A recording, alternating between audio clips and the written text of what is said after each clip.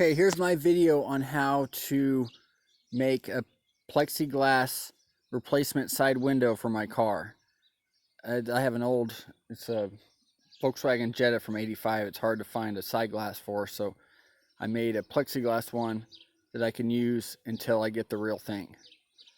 So the driver's side window broke and I needed a pattern, so I took the passenger side window out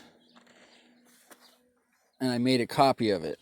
So I had to take this door panel off and I took out the glass from the passenger side and I laid it on a piece of cardboard and I traced it out to get a pattern. So now I have the pattern. This is what I should have done in the first place. I did it all wrong. So now I got the pattern,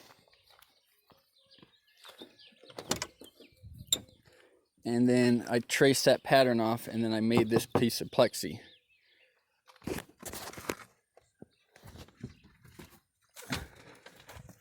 So it came, and you go to the hardware store and you just buy a sheet of the stuff. And I think this was $13, 12 or 13.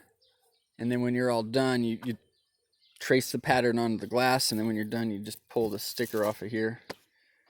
And this is my quick fix.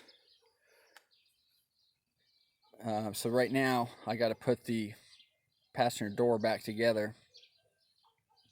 It's kind of pointless showing a video on how to take the door apart because all cars are different. But if you have a Volkswagen Jetta and you need to do this, let me know and I can make a video on that.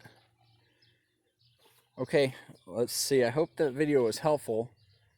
I've heard of other ways where you just hold the cardboard up to the window and trace it, but then you don't get the angle from the... It was a lot easier. It fit perfect with the tracing the window from the other side of the car, because the plexi is so flexible. Like the factory window has a bow to it, so but the plexiglass is flexible enough it doesn't matter. Okay, well, hope that helps. Have a good day. Bye-bye.